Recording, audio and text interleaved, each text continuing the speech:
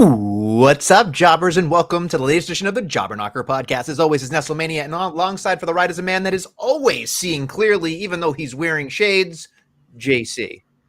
You know, I can always see clearly, like you said, but also, it's life in the fast lane. You got to be aerodynamic and ready for everything. So, but yeah, Life in the fast lane. Yeah. There's so many things you can do with Fastlane, but yeah, we're gonna get to Fastlane at the end of the show, and this is not a hot take. This is a fact. It is the worst card I have fucking seen WWE put out in a long time. It's fucking terrible. I think the joke I made to you before we went on there was like, it's an AEW card, but without all the good singles matches. So it's just all the fucking multi-man bullshit. So we'll get there. We got a lot to talk about. We've got Wrestle Dream. We've got NXT No Mercy. Which was great. And then, of course, like you talked about, the rest of the hootenanny, as they say. So where do we begin? I mean, it's the name of the show. So I feel like so look, I just want to start by saying, for those of you that watched NXT No Mercy and AEW Wrestle Dream, like us, you were absolutely spoiled this weekend because both shows were absolutely phenomenal. I think they were two of the better PLE/pay-per-views of 2023. Top to bottom, both cards were pretty fucking stellar. I mean, NXT had 6 bangers. AEW had a hell of a lot as well. But obviously the headline, as it is in the name of our show, it's Edges in AEW. Or excuse me. Sorry, Tony. It's Adam Copeland is in AEW. But look it, man.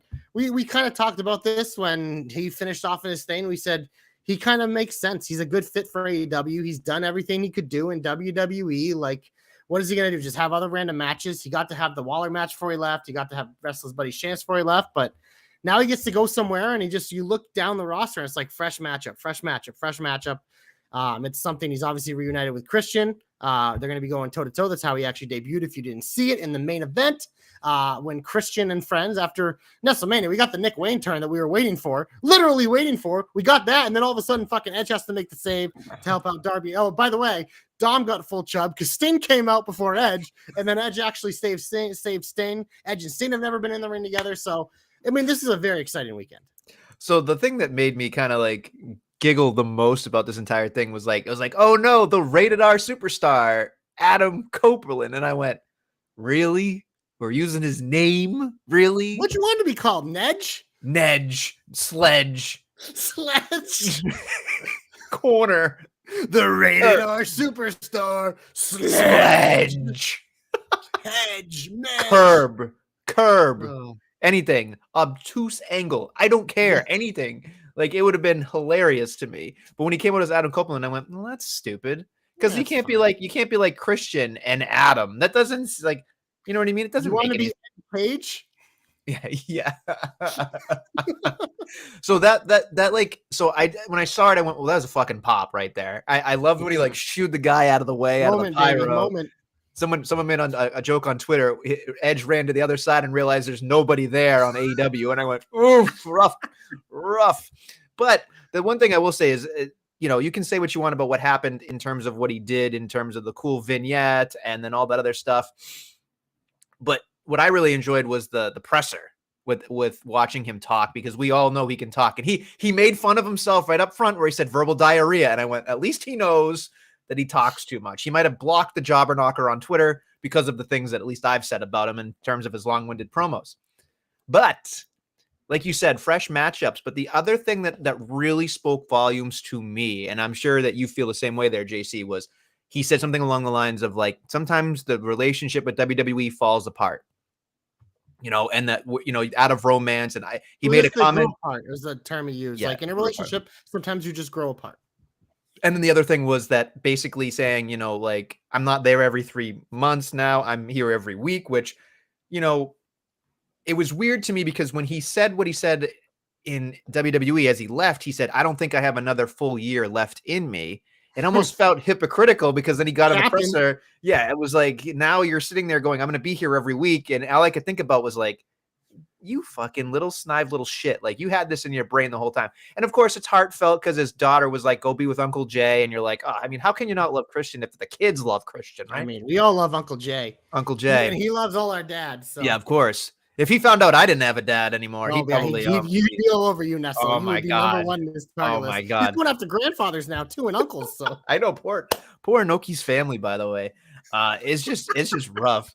It's just fucking rough. But just watching him do the cutaway, and then the presser, he was like, "Yeah, they lost their grandfather." Awkward pause. And then on top of it, Christian made fun of fucking the dirt sheet fucking dickhead. And I was just dude, he roasted Alvarez. It was so good. I was like, he's like, because you suck. That's why. And I was just like, yay.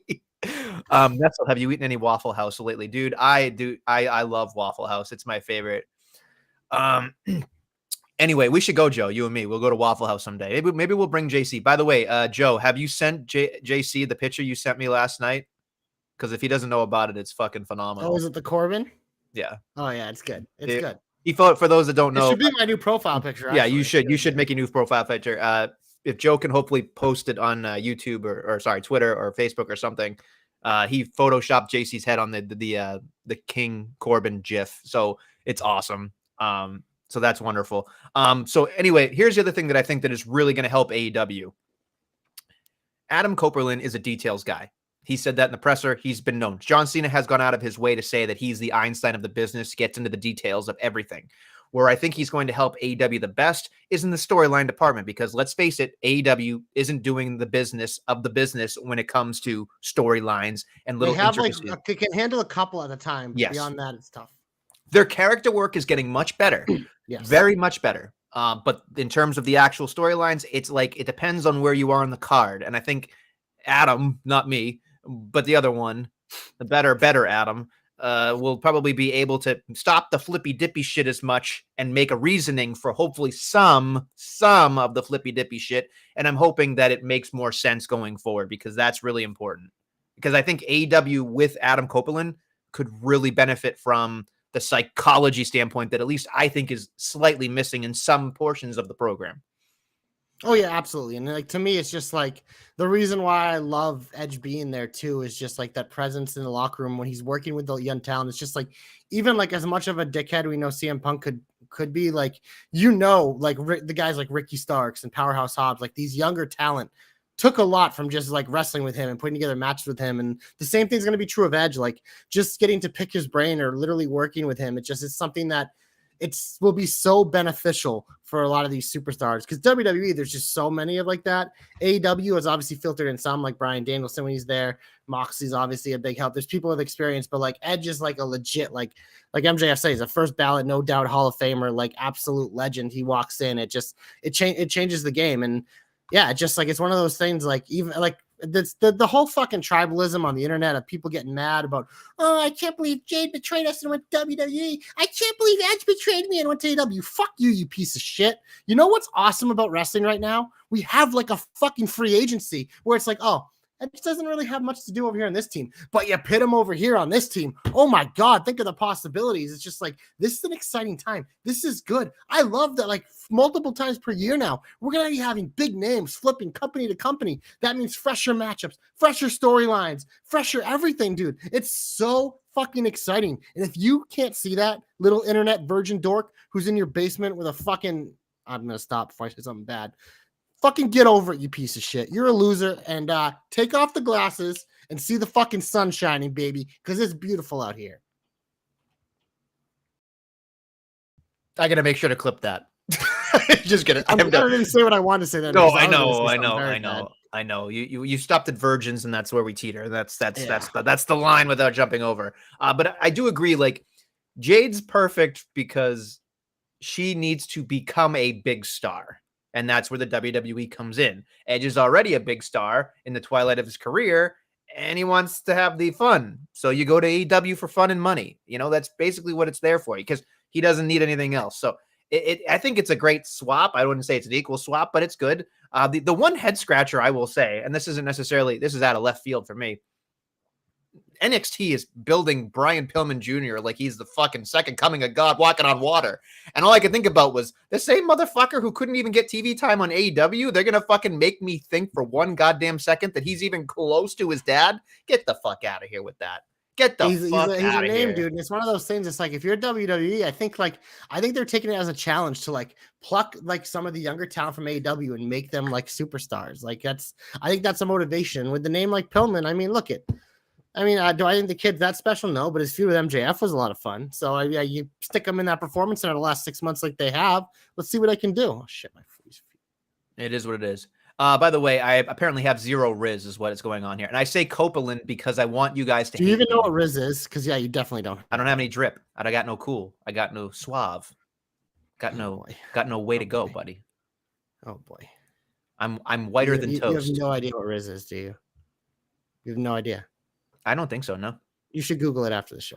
I'll Google it now.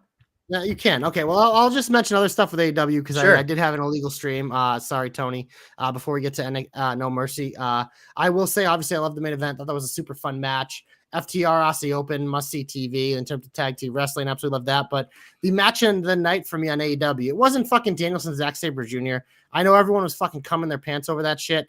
There was nothing in my pants because I was already dry from fucking Swerve and Hangman. That was the match of the night. Swerve's coming out party, his biggest win in AEW. It's like push this dude to the moon. He's been ready. He's so ready. He's a guy that can carry the mantle. He's one of those guys that you scooped up from WWE that you can make like a next level star. So it's time, baby. And I think this was the first step. I think him and Hangman had a great match, and I thought it was wonderful. I agree. It to me was the best match of the night. I think, again, we can talk about Danielson and Sabre Jr. and all that stuff, but I think Christian and Darby Allin to me had the second best match of the night in my opinion. And then we get to the fucking fumbling around in the dark, putting them in fucking pretzels, whatever. If everybody loves that shit, I don't know. It is what it is. What? It's true. I agree. I don't care for it. I can understand. I was talking about it with the Cap at work the other day, and he was telling me, he's like, yeah, I just don't. He's like, I love AEW, but the Zack Sabre Juniors do nothing for me. It's like, they tell me it's such a great technical thing. And I looked at him like, you know what another word when they call someone technical is? Boring. He's fucking Kushida. He's a human sleeping bag. It's just get the fuck out of my face, dude. I respect his work. Sure. But until you figure it out like Roddy Strong has, get out of my face. Get off my TV. You know why I hate technical wrestling? Here's the thing. I'm not saying I hate technical wrestling. It's definitely a place in wrestling. But for me, it is not my cup of tea. What I love about wrestling is the smorgasbord stuff. When you can have a technical wrestling match, fantastic. But you don't give me a place to get excited. I'm not going to get excited for a fucking surfboard and into a fucking who's a what's it walnut credenza. I don't care. I just don't give a shit. It doesn't make any goddamn sense to me. And that's why I get so at least Bryan Danielson can do something where I'm like, okay, he makes me believe in things. But Zack Sabre Jr. just looks like somebody that they just, I don't know. He just looks like Gumby to me. I just can't get cut from 20 years ago. He says bollocks a lot, which is great, I'm sure. And he calls him Daniel. And I love that part. But it's just I can't get over Zack Sabre Jr. and all these people saying he's the greatest fucking wrestler of all time. I did like the little tidbit there where, he won by the knee, and then Nigel McGuinness was losing his shit over it, being like, he didn't win fairly. He striked. He used a striker. This is a technical wrestling match. It's like, what are we doing here? I mean, in Japan, I'm sure everybody will fucking sit on their hands and fucking love it, but it is what it is. Other match, shout out Julia Hart, another banner for her. Chris Statlander, big win. Nice little woman's second division there, getting some life. So that's exciting. But I think it's time to go to No Mercy. Enough with the Wrestle Dream, because No Mercy, to me, I said it after the show. I thought they went 6 for 6. I thought this was the best PLE of 2023, top to bottom. And you know what? It started with Nestlemania. # JC's Meat Match of the Week. Braun Breaker once again continuing to elevate his game with fucking Baron Corbin, who is just on another level right now. By the way, Corbin coming out with the fucking Ghost Rider gimmick. Obviously, he didn't light his hair on fire because he didn't have hair, but I loved him. I love the motorcycle. He should come on a motorcycle all the time. In my head, the minute I saw it, I immediately in my head went, "You've done it now." Me too. I was like, "Can this please be his music?" Yes. Because it's just weird to say, but that was my favorite version of The Undertaker just because of the music. Even though he was the worst version of the actual Undertaker, the music was the only thing as a kid, I fucking loved it. I walked around the house, "You've done it now. You've gone and made a big mistake. The only thing that made me can't allow you to think you can just walk away."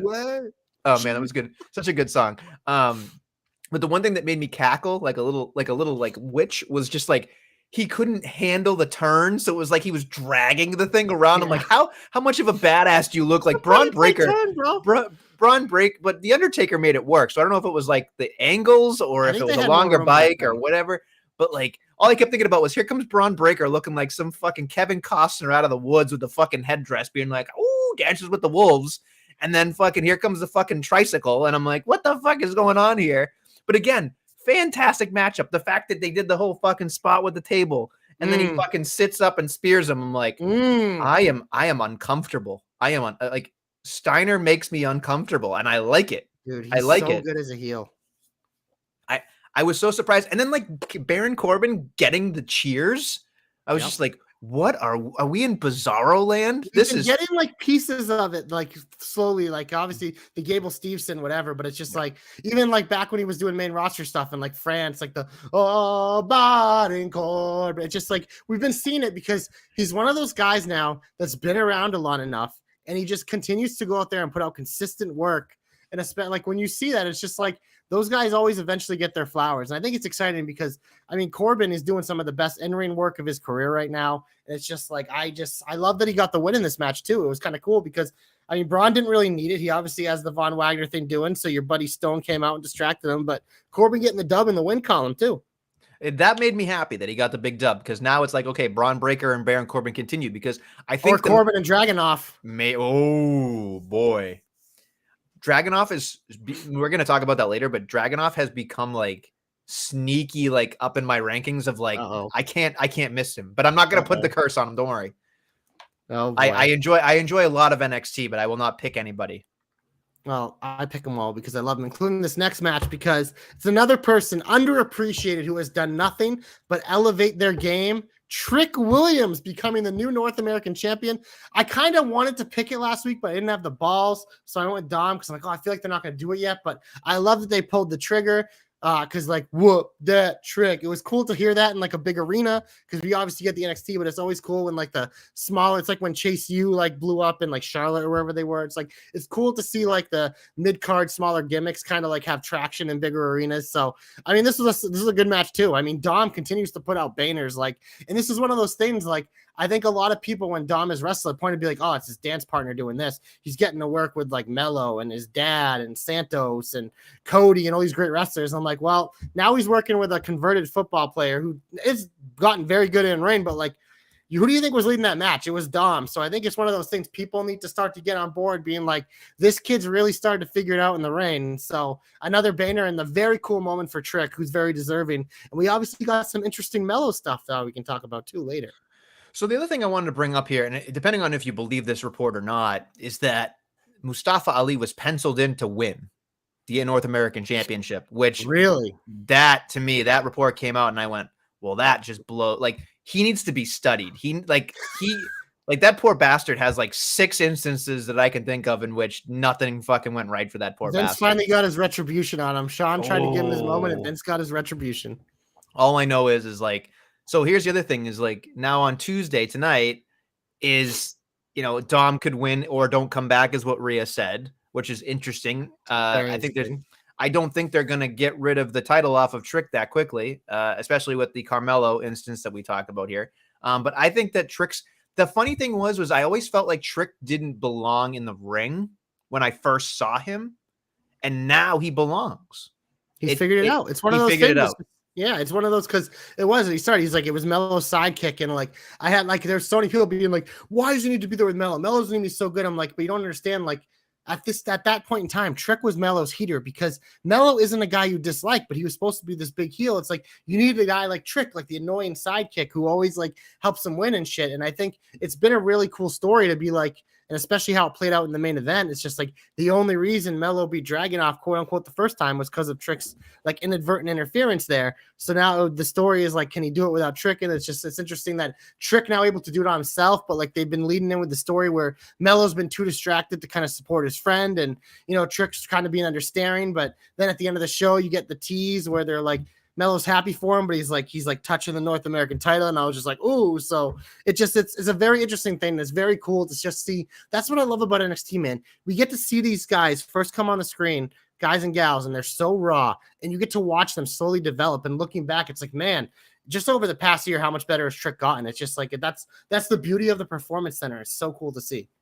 Moving on. The next up was a match that I didn't expect to be fun, but oh my god, this was an AEW special, the tag team match. Spot Fest, they made us bite with the Tony D knee injury. It was obviously a work because he comes back out later. The heroic return and Nestlemania comeback nominee Oni Lorcan gets taken out by Tony D'Angelo because he's been working as a producer down at NXT. So the Biff Busick was taken out by Tony as he went back to the ring. They obviously retained, but this was obviously a good showcase for that new team. I always forget their name, the one with Reggie. And then obviously out of the mud. Yeah. So here's the thing. I only read TJ's reports. I don't understand the hype because I look at them and I'm like, okay, they're doing the Grand Theft Auto thing, whatever. They're pushing their tricycles. The gimmick seems really cool. But what is it? It's just from the streets. Yeah, it seems like they seem like they're gonna have good characters when they kind of start to figure it out. And now they got good size, so it's like they'll match up all with like the creeds and stuff. So and obviously, I mean, Joe should be happy. Shimmy, yeah, was in this matchup as they continue to fight for what is it, their grandfather or whatever they're doing. Don't let Christian see that; he'd have a field day with them too. But yeah, no, this was a fun match. It was something I didn't expect to like be a lot of fun, but it was, and the family retains. All right, moving on. Next up, the Heritage Cup. I mean, if you wanted to put one at the bottom of the list for me, it'd be this one, but I mean, still fucking a 4-flame match for me. I mean, look at these matches. The rules are dumb. The round thing's weird, but they're always fucking bangers because Noam Dar, Alicia Fox, he's so fucking good. Metaphor is incredibly entertaining. I know you don't like Lash Legend, Nestlemania, but her Jakara and Oral Medicine are fucking... The entrance is one of the coolest entrances in wrestling where you have the 4 panels and the different colors and they all have a unique look. It's just... It works because it makes so much sense for how Noam Dar is. And in the ring, the dude can go. We've seen him and Butch wrestle before and it was a banger. This was a banger. Dar wins because of obviously some Gallus interference. The Coffee Bros had to get out there, get a little caffeine in the show, but the right man won because Noam Dar is the NXT Heritage Cup to me. So I tend to agree. And I feel like it's an old song and dance here where it's, yes, the rules are stupid and I don't necessarily love it. However, I will say that I thought that it was a good match. It made sense every single time. Like when the bell ended and he turned around and he hit him, like I like that. Like that's like a boxing low blow. But I think the thing is this Heritage Cup to me would have been a huge improvement in WWF when boxing was amazing in the 80s and 90s. I think more people would have gravitated towards this kind of gimmick. I just feel like it's 20 years too late in terms of that. Now, I'd be curious to talk to our boy Danny Grimwood. I was going to say you're kind of shaming British rules. No, I know. And that's why I would ask him because I'd be curious his thoughts on it and not, making fun of it or any way, but I'm just curious of like somebody that lives over there, if that's something he'd be used to, if that's something he likes, you know what I mean? Like, I'd be curious to see how he feels about it because, again, it might just be an American shaming a Britain, like that's basically what it is. Like to me, Brit shamer. It could be very much so. So it's what it is. Let's move on. Next up, the other upset of the night, the Ilya Dragunov, new NXT champion. I mean, these two had a match of the year the first time they did, and they fucking followed up with another banger here. Like the chemistry between Dragunov and Melo is off the charts. I was surprised by this one because I did not expect Melo to lose. I kind of loved it though. We've already seen some pictures of Dragunov getting to the arena tonight with the title. He looks good with the fucking title. We obviously know he was an NXT UK champion. He was the one who dethroned Gunther's long reign. So, I mean, the exciting part of having Dragunov as champion is he's going to be a fighting champion. And you're going to have Banner after Banner.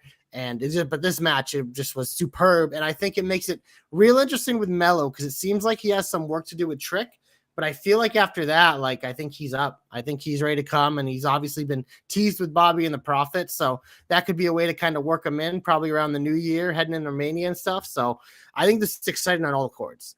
So the one thing that I thought when I watched this is like, the one thing I love about Ilya is that he finds a way to make a forearm devastating, and like the jumping forearm is his finish. I'm just like, I have never in my life, I've poo-pooed the forearm my entire life. This is the first time in my life You're I'm like, forearm shamer? I'm a forearm shamer. I am a limb shamer. I cannot, like, it's bad. But like when I watch Ilya and he just does the freaking thing, and then he does the thing, and then he does the, whatever. I'm just sitting there. I'm like, everything he does looks like it fucking hurts. Everything.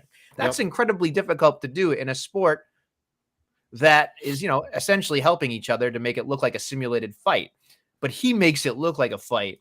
And man, oh man, was that fun. I can't say enough good things about both people, but like, the only thing I hate about that title is the glimmer of the fucking like colors in it. I think that they did that when they rebranded NXT. No, I know, but it just looks fucking dumb. It looks better with Mandy on Mandy's title. I agree. Right, but not the men's title. I don't know. I just shine. It is what it is. All right, anything else?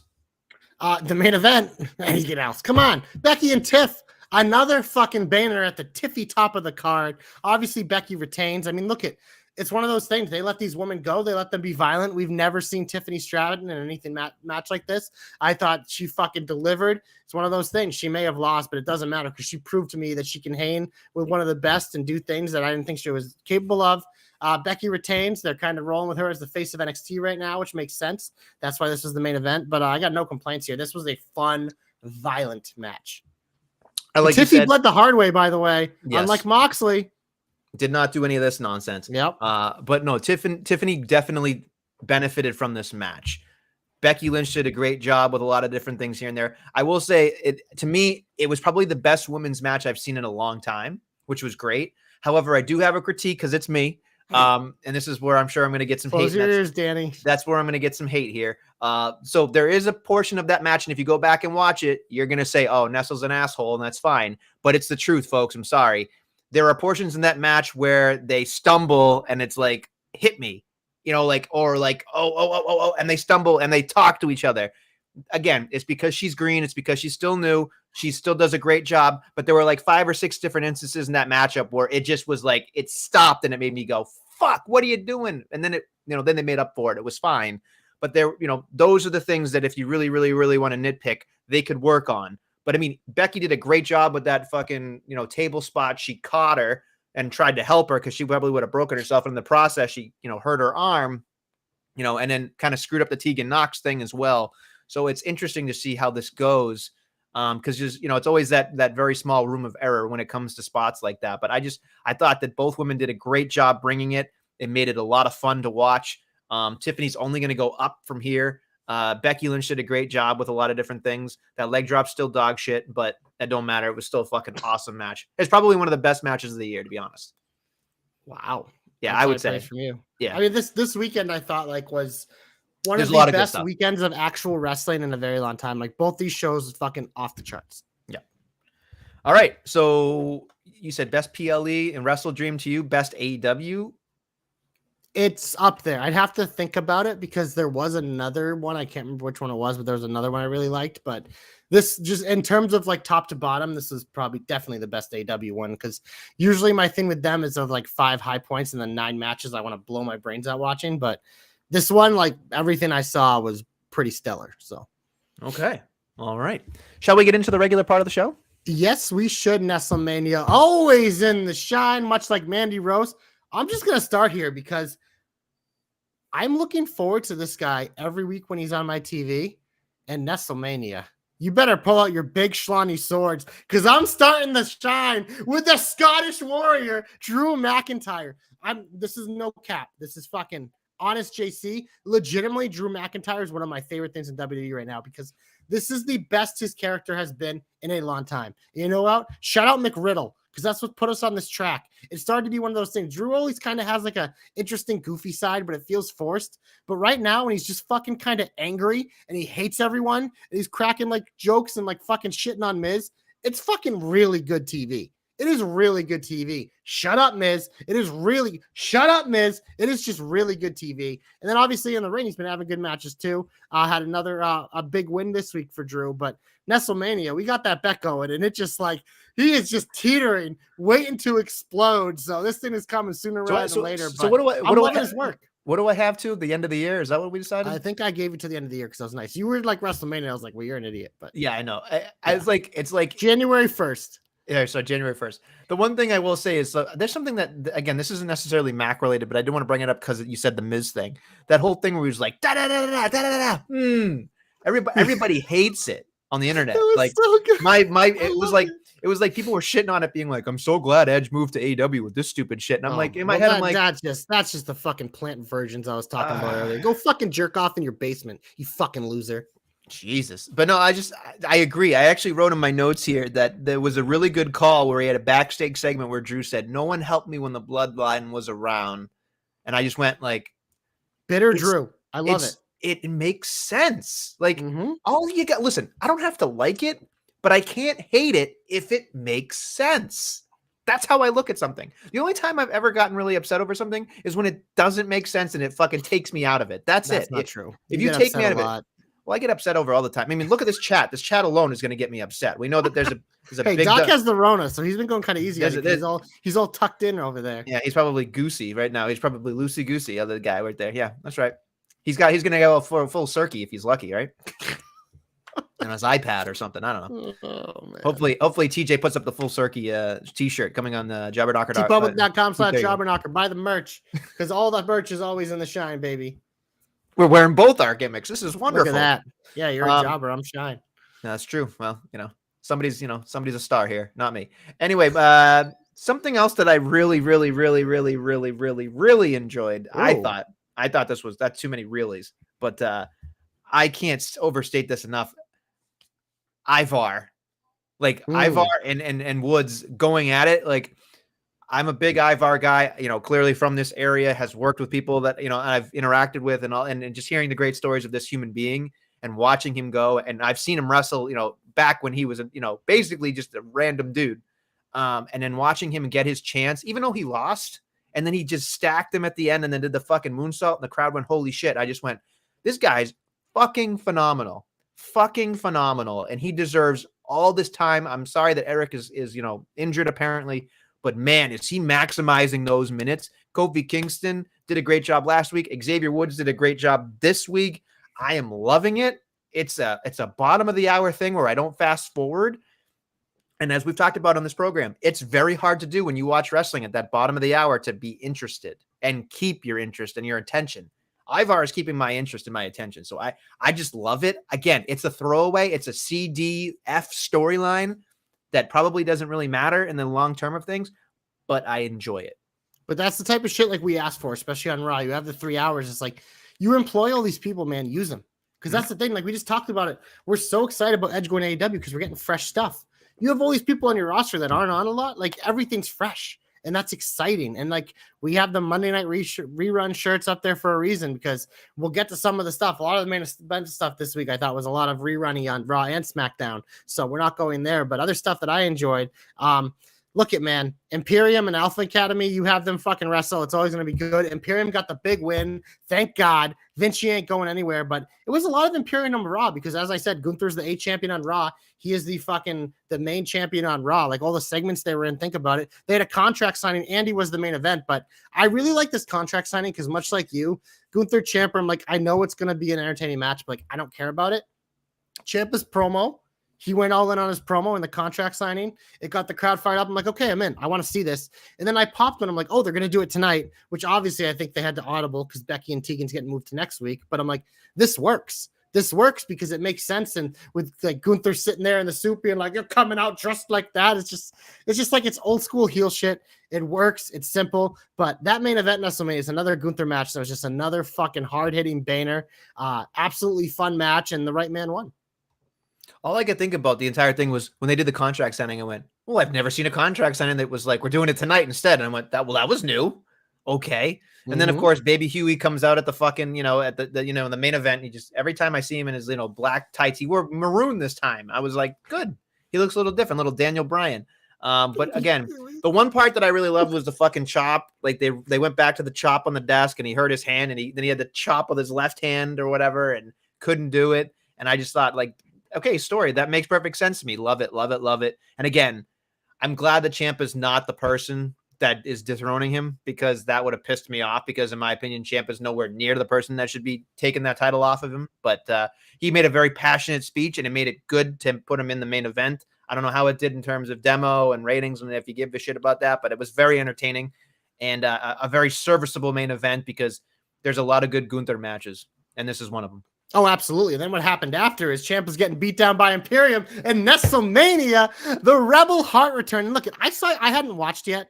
And like, because I was doing other things. I had like doing some other, I got home. I was tired from work. I was like trying to just get some stuff in order. And I threw on the football game and I got like texts from multiple people being like, Nestle's on his bullshit again. And I was like, oh God, what did you do? Whoa. Pump the brakes. So I go, no, hold on. Oh, you'll get your chance. You'll get your chance.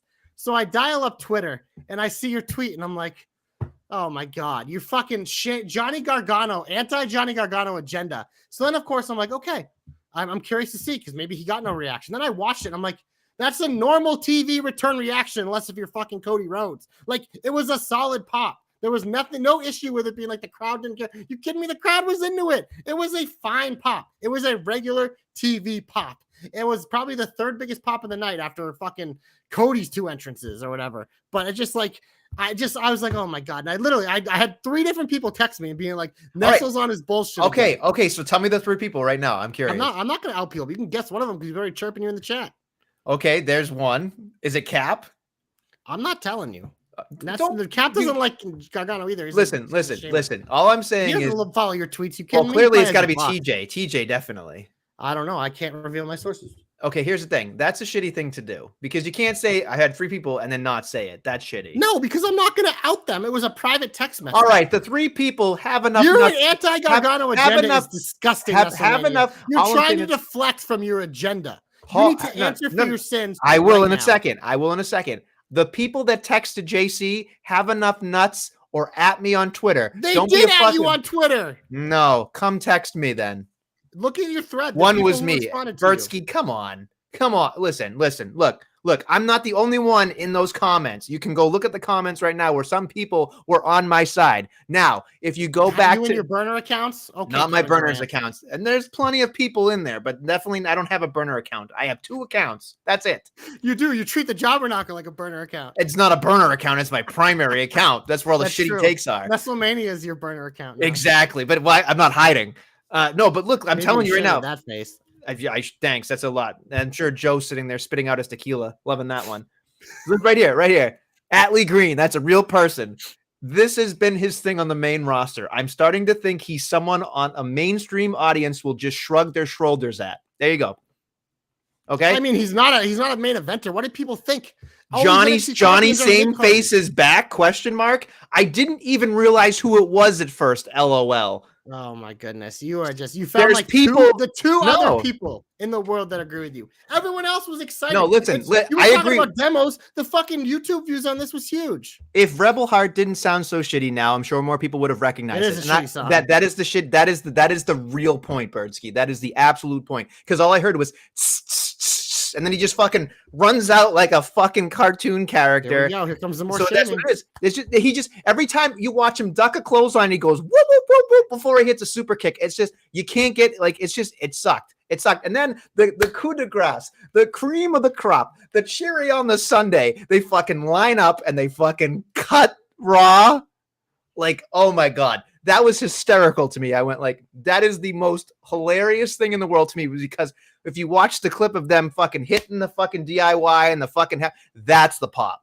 That is the pop they deserve, because whatever the fucking that happened with the run-in did not fucking happen. But when they realized it was Johnny and they did their fucking gimmick and then they fucking hugged, then it made sense. I'm like, okay, I was wrong about the pop after, but not the pop for the run-in. No way. No how. And I agree with Bertsky. It's most likely because of that shitty ass song. That song, it sounds like a fucking cat stuck in a garbage disposal. It's awful. It might be the worst theme in this generation.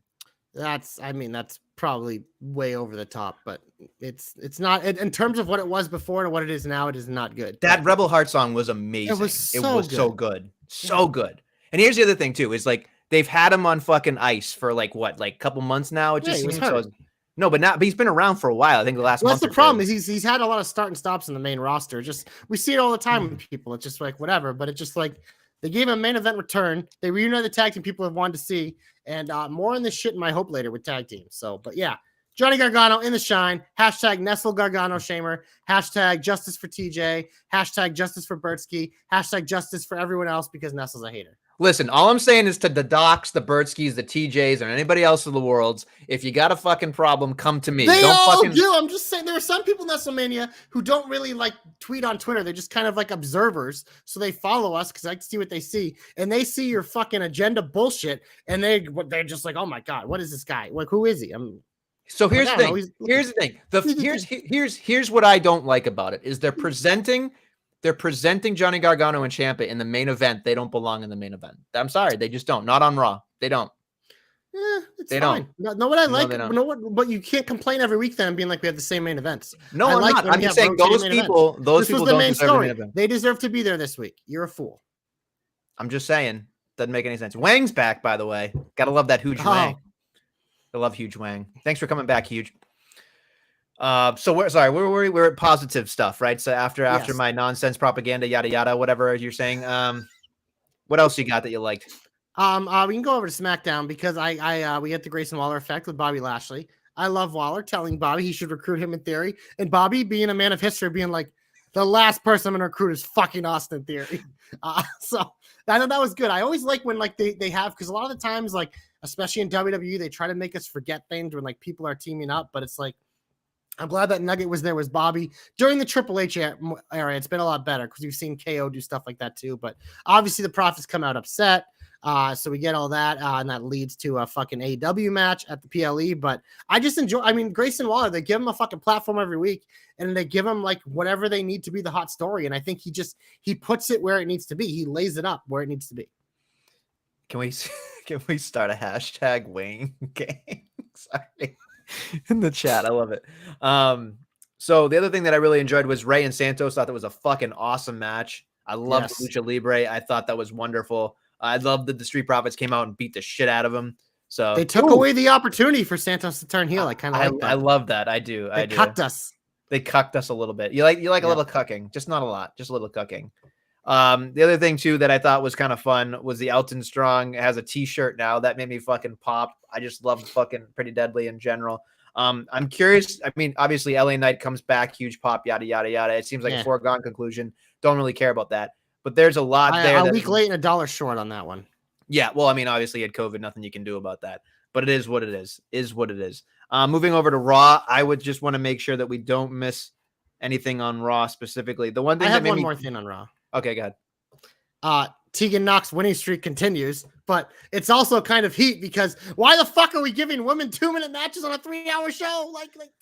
I mean, look, Chelsea's amazing. I enjoyed the backstage thing with her coming in, being like, people complain. It's just like, she's so good. She's the type of perfect person to put out there with Tegan right now when we're trying to slowly build up Tegan because she's another one that she's just barely ever been on TV. So I'm just glad that her winning streak continues. They're booking her strong.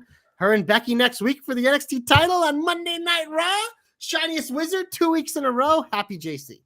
So you know what I just realized as I was looking at my notes? I think you're right. That was the only woman's match on Raw. It was 2 minutes and 4 seconds. 2 minutes and 4 seconds. On the internet.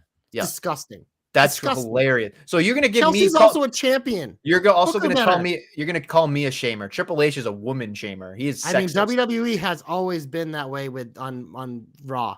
Like pay-per-views, they'll give them time, but like on Raw, for some reason, like majority of women matches are like this, and it makes no sense because you have 3 fucking hours. I mean, you could have scrapped so many things on Raw. Cut one of the fucking 12 fucking Judgment Day segments, or just cut every Seth Rollins segment because he's boring. cut fucking Cody's random fucking promo like that didn't need to do anything. You know what's funny? They have to do that because they have to have his entrance on the show. He did it already. He did it already. I know, but they had to do like a real one where we can stop and pause and everyone can go, oh, because the other one was like a run-in. So the other thing that's why they do it. They do it just for the fucking pop from the crowd. It's so funny, but it's just like another. That's more heat. We're in the heat now, by the way, because that's just more heat. It's like fucking WWE just can't figure it out.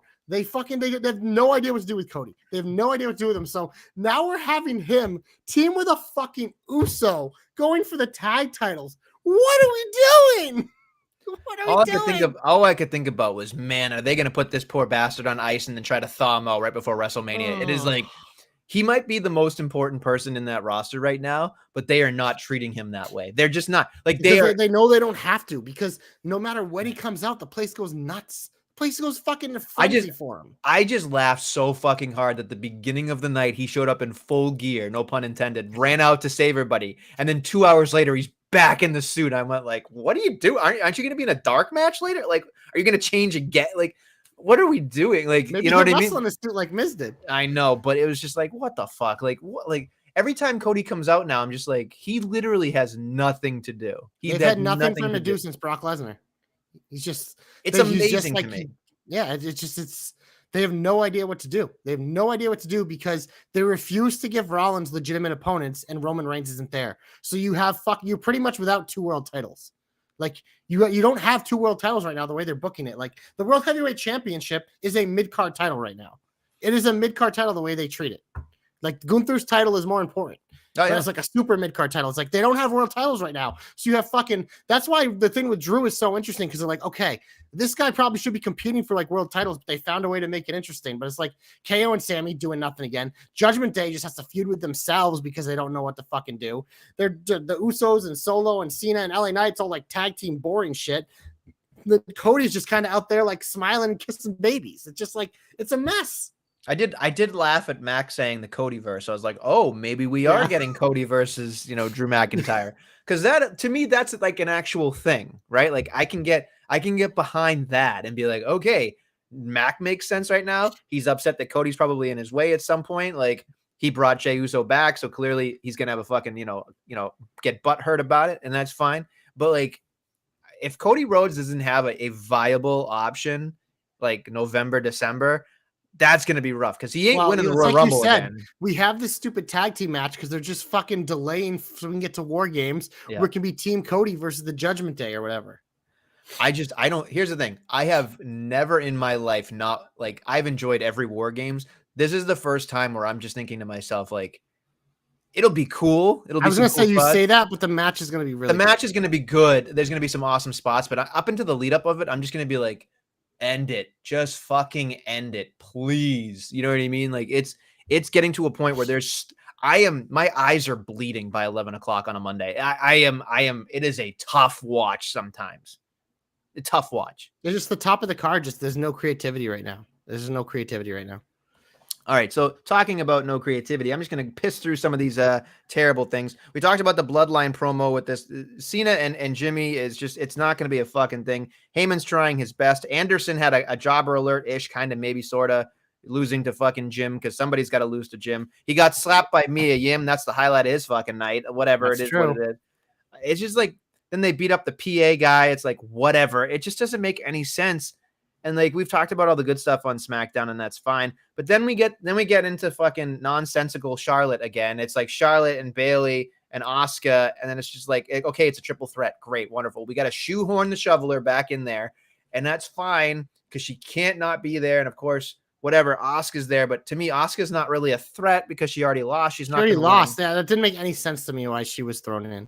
It just feels like Asuka's in there to eat the pin, as you would say, right? 100%, because they can't have Charlotte get pinned, but they don't want to do a singles match for Charlotte. I don't know. And I was like watching SmackDown, I was frustrated because I was excited for Charlotte Bayley, and I think they just kind of like cut it short. And I was just like, you can't even give me that. Like, give me something in this women's division. Like, the SmackDown women's division is so top heavy with fucking phenomenal talent, and we've just got nothing but shit since Io's been champ. And it's not an indictment on Io. Besides Io and Asuka, like that match, like it's been absolute shit week to week.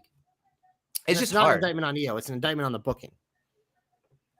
It's really fucking hard because I'm sitting there thinking to myself, how can people think that we're gonna tune in every week and think that's okay?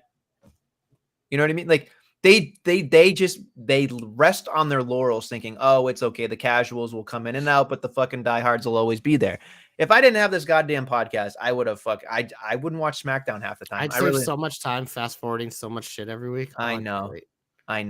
It's almost like I watch it for you guys, damn it. And there's still a lot I don't watch, but I'd watch a hell of a lot less. Yeah, we'd have a lot more free time on our hands for sure.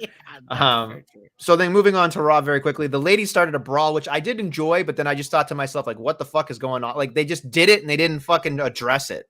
I love that, like, literally, like, all the people that Nia Jax hurt magically healed at the same time. Well, she's not that good at it if she fucking everybody comes back. So I don't know. It's hard for me because I was like, oh, cool, a brawl in progress. I always pop for that, and that was cool. And then they didn't fucking address it. They didn't do anything with it. It wasn't like they booked Nia versus Raquel next week. But yeah, it was weird. Like, you'd think when you're having like Raquel return, you'd do like a backstage segment with her or something. But it was obviously Rhea stayed in the ring, and that started the Judgment Day nonsense to kick off the show.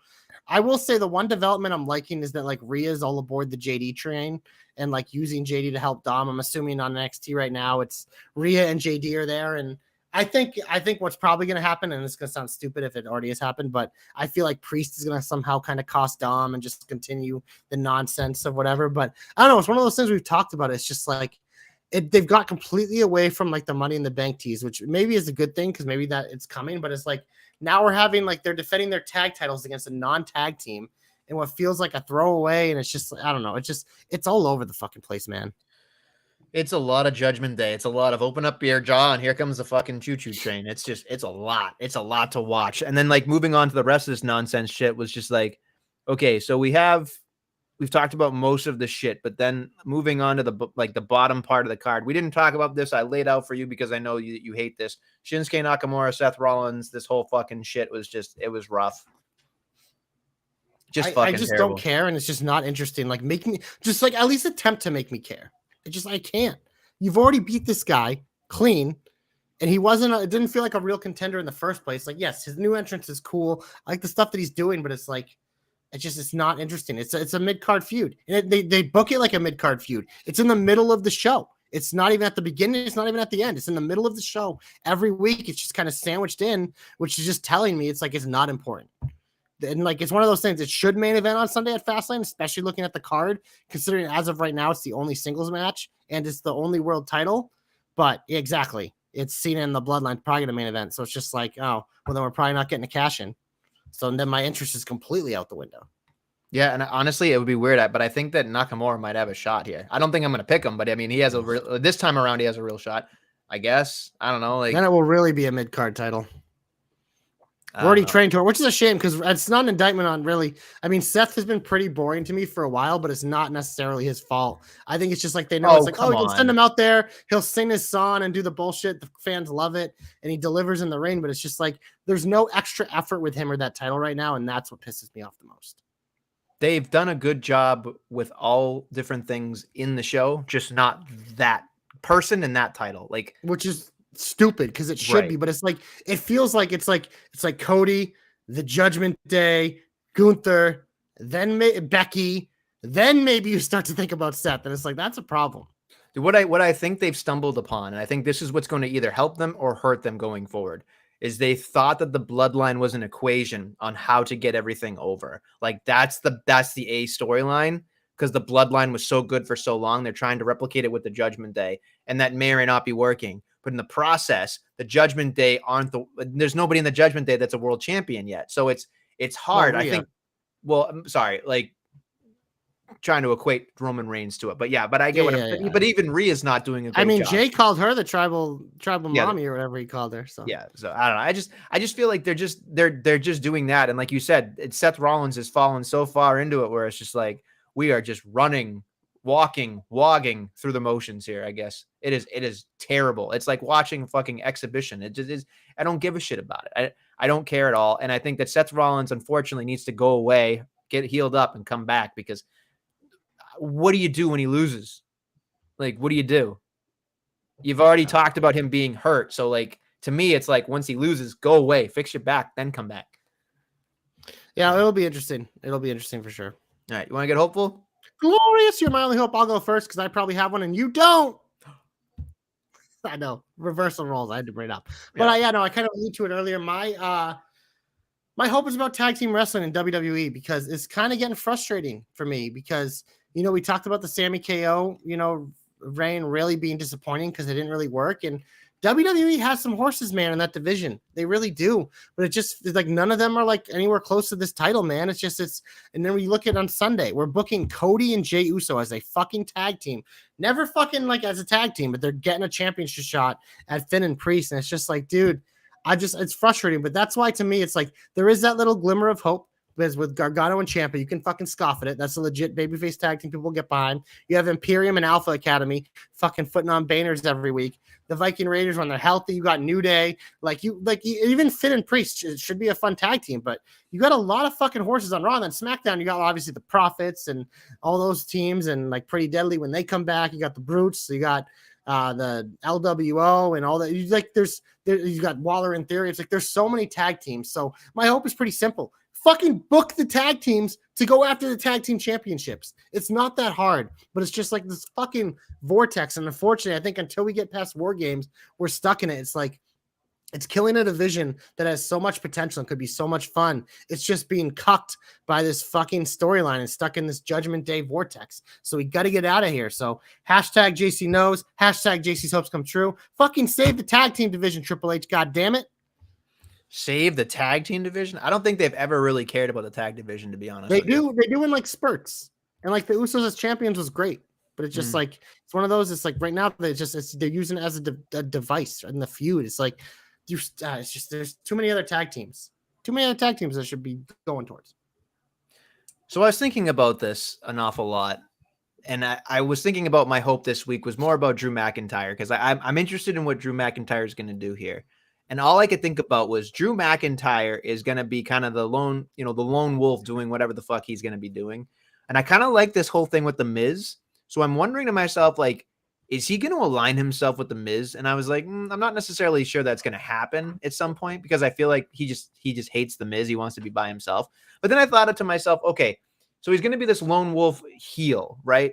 So he's going to go on a fucking tear. He's going to end up beating everybody up. But I feel like he needs to, after he goes against the Cody thing, I think there's got to be somebody that he can go after and somebody that he's going to we talked about the Cody thing is going to be probably a, after November thing.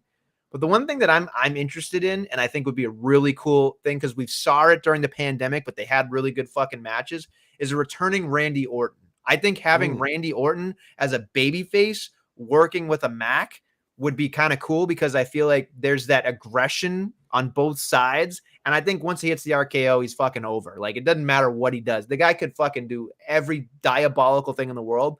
But having a babyface Randy Orton against a heel Mac to me is role reversal from 2.5 years ago. We know those matches banged. It was great. And I think that's the kind of thing that I think Randy Orton's fantastic at was that he makes Drew McIntyre better.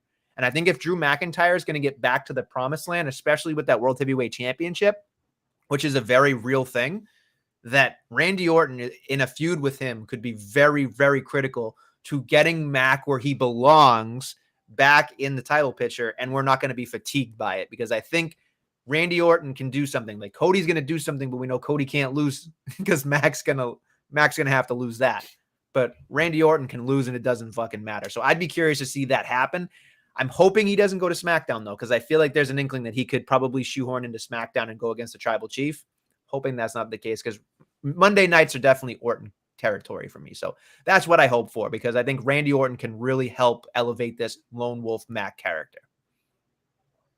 I just hope Randy Orton comes back, period, because we hear all the mixed things about his injury, and he's obviously older, but I just hope to see him back. But I think I am very interested in everything Drew McIntyre is going to do these next few months because it's the most interested I've been in his character maybe ever. It's finally like this is what we've been waiting for. We've been clamoring for like a year, and we're finally in it, and it feels good. But Nestlemania, don't call it a comeback because through the darkness he will rise and return and job out. Cedric Alexander's back and lost a 2-minute match. But hey, you know what? I love Cedric Alexander. He had a very fast start against Bronson Reed, but then he got tsunami'd by all the meat and got squashed. But it was good to see him on my TV. So Cedric Alexander, you get my comeback. Does a meat match of the week have to have two meaty men, or can a meat man just have one? But nothing was beating Corbin and Braun. Solo meat match of the week? No, maybe not. It could be if he threw his weight around, but it depends how you use the meat, you know? I'm just thinking good solo meat is still a meat. So I just wanted to know. But when you get 2 big pieces of meat, 2 is better than 1. You know what I'm saying? Threesome of meat. I'm going to lay out for a second. You're going to lay out for that? You don't want a meat threesome? A little bit of steak, a little bit of surf and turf, 2 different species of meat. Sausage fest. That's what I'm thinking. You want a sausage and a brat? Is that what you're thinking, Nestle? You're thinking about different kinds of meat. Very phallic thinking. Yeah, well, it is what it is. I'm a phallic thinker. So my comeback of the week goes to one Michael Cole, because when he was doing that terrible segment with Seth Rollins, he let it slip out. Didn't slip out. They were trying to make it a big deal. Like, Michael Cole, 26 years, missed 2 shows. Can we say that again? Michael Cole, 26 years. 26 years and missed 2 shows. Do you know he's probably missed birthdays? He's missed. I was gonna say, bro, what a life! Like, holy bad for shit! His family.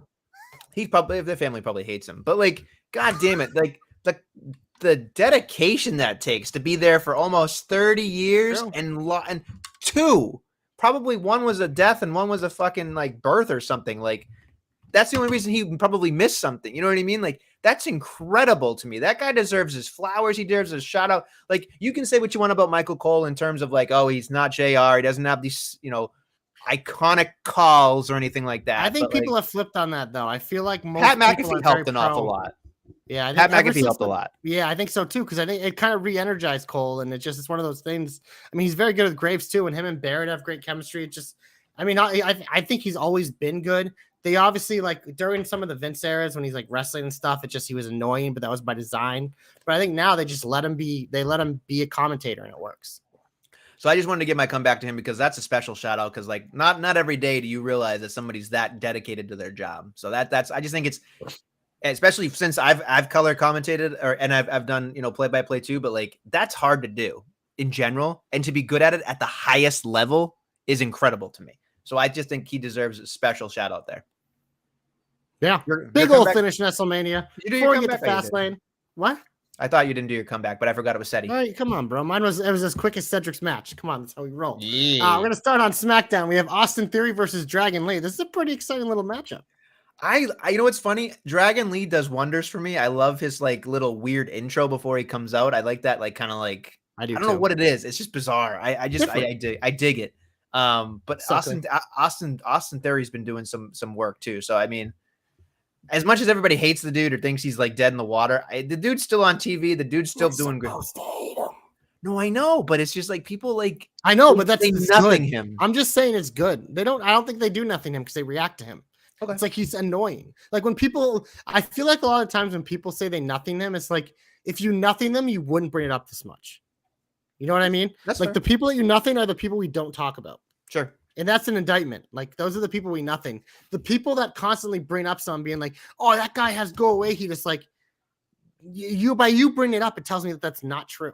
The people who actually have that stuff are the people you don't talk about. See, I hate the term go away heat in general. I do too. It's because it doesn't make any sense to me. If it was go away heat, it would be silence. Yeah. That's go away. You don't want to watch the guy. If you boo somebody back there is going to go, oh, this guy's over. They're not going to make no sense. Yeah, I just think it's nonsensical. People are dumb. It doesn't make any sense. I agree. Go to Monday Night Raw. We have 3 matches booked. Becky Lynch versus Tegan Knox and her shiniest wizard for the NXT Championship. Ivar versus Kofi in a Vikings rules match. And the women's meat match of the week, Nia Jax versus Raquel Rodriguez. I'm not touching that one with a 10-foot pole. If you called it a women's meat match, I don't even know what to say. About that. I'm an equal opportunity. If you got extra meat, whether it's muscle or a little bit of fat, you're eligible for the meat match of the week. It's not a bad thing. It's a very positive thing because we all love meat. It doesn't matter if it's man meat, woman meat, any kind of meat. We all like meat, baby. What about if you're vegetarian? Yeah. Well, yeah. Then you like different kind of meat. You like veggie meat. So what is the opposite of a meat match of the week? Dragon Lee versus Austin Theory, because there's Austin Theory is like 0% body fat. Yeah. Okay. All right. Oh man, dude, that's great in its own way too. That's probably a flippy dippy match of the week. Yeah, that's lean cuisine of the week. Lean cuisine match of the week. All right, sorry, we've lost control of this.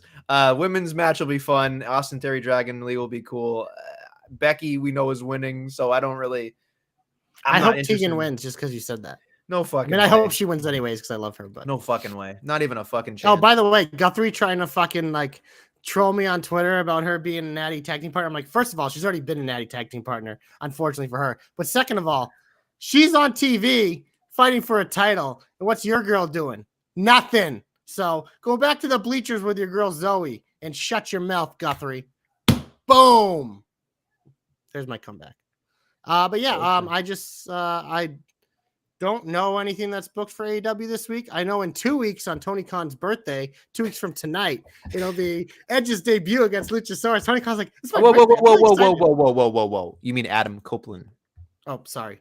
I'm going full MJF. But yeah, I there's stuff booked for this week. I didn't write it Ray down. Phoenix limping into this fucking match against Nick Jackson of the Young Bucks. Oh my God, I could not give two fucks. Nick Jackson's gonna win though, I think, because Ray Phoenix is hurt. I would hope so. Adam Copeland is he's there doing his mission on Dynamite and Collision. Tony made sure to mission statement, by the way. So it's his mission statement. Prepare for 20 minutes to start the show. Oh my God, I cannot be more excited to fast forward that in my entire life because he's gonna fucking talk forever. I unpause it when Christian interrupts him. I hope to Christ that he does. I'm literally scrolling on Twitter right now to see the match graphics. I have not been able to find one. I give up. I can't find a match. Yeah, they definitely had some, but I didn't write them down and whatever. They had a great show on Sunday.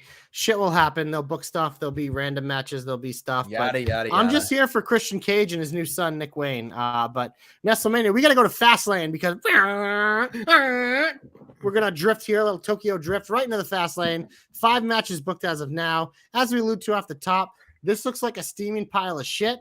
WWE has delivered match-wise, though, so I'm sure it'll be entertaining, and they might add some stuff, but this is literally an AEW pay-per-view without the singles matches. But, yeah, we'll start with a tag team match for the undisputed WWE Tag Team Championships, the Judgment Day of Finn Balor and Damian Priest defend against Cody Rhodes and Jey Uso because we split up the Usos just to book Jey in a tag team with, like, the #1 single star on Raw.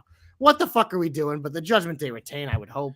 Judgment Day does retain because I feel like there's going to be a miscommunication here of some sort in terms of maybe Jey kicking Cody or doing something. I don't know.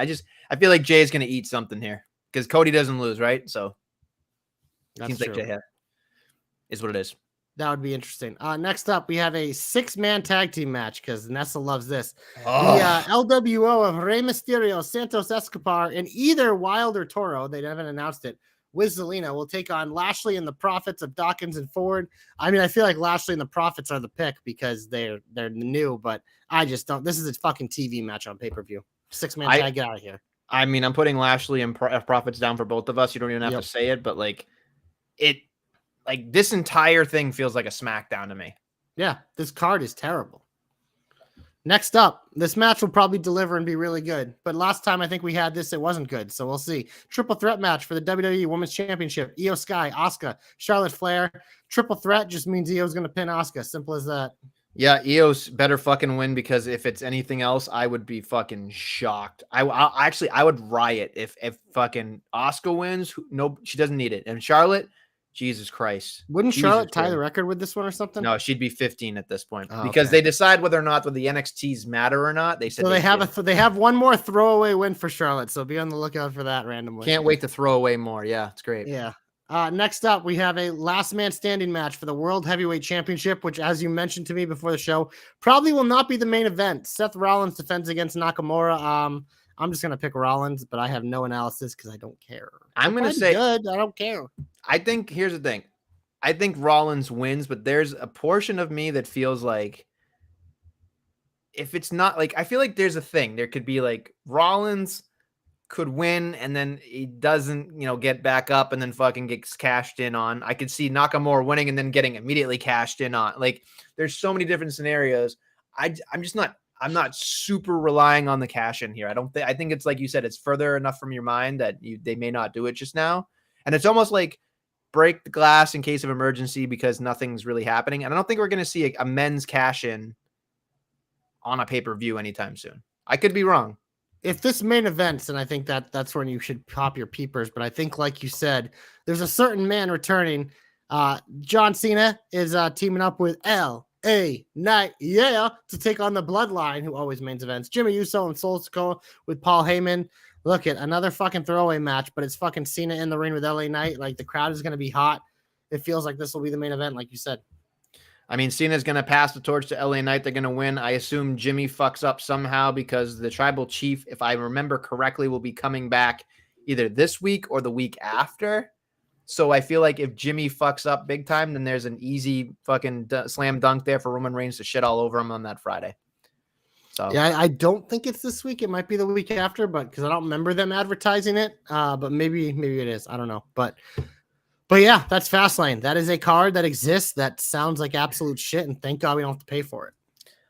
I'm actually disappointed how bad this is. It is. It's like I said, the matches will probably deliver because WWE has been, but like in terms of like setting up a pay-per-view, this is the worst job they have done in years. I will say this much. No one's going to fucking tout the fucking gate and pay-per-views like they do in the press conferences after this one. No one's going to give a flying fuck. Triple H will. You kidding me? He definitely will. I'm telling you right now. I wonder what the Sunday. Is it Saturday? I think it's Saturday this time. I just X'd it off, but I think it's Saturday. I don't know. I'll check it out. But I mean, it would be smart not to go against Cowboys 49ers. I was going to say one of the biggest games of the year. It'd be smart not to go against You should not go. So here's the other thing very quickly before we leave. Do you think Jade Cargill shows up at Fastlane? Yes or no? Well, I saw there's a little rumor going on Twitter that she will be at Fastlane. So I'm assuming she will be in the crowd. It's my guess. She will be sitting in the crowd and they'll do that type of thing. It is Saturday, by the way. So Saturday. I was going to say it's a small UFC card this week. It's fight night. So that's not an issue. Because that's something that we're going to have to look out for in the TKO era is that I think we're going to see a lot less of WWE and UFC going head to head since they're like the same company now. So on their big shows, not the same fan base. It doesn't matter. You don't. There's enough carryover that they'll make WWE go to Sunday if it's a nighttime card. Stupid, fucking stupid. They started like 10:30 at night. What does it matter? Like the real matches. No offense. I mean, there's the pay-per-view cards. The prelims are usually very good. So I know, but they're also not better than this Fastlane card. I can tell you that. They're also on free TV though most of the time. No, they're usually ESPN Plus, which you have to pay for. Ugh. Free TV is like once a month, maybe. All right. Yeah. Well, on that note, do you have anything else you want to get out of here? No, I'm ready to get the fuck out of here and watch Victor Hugo hopefully win this. So, all right. Well, on that note, thank you for listening to the Jobber Knocker podcast. Make sure you like, subscribe, do all that shit. Tell your friends about us, and make sure you hit fucking play or download on these podcasts. Get those numbers going. All right. Thanks again for listening and watching. We'll be back next week with more Jobber Knockery.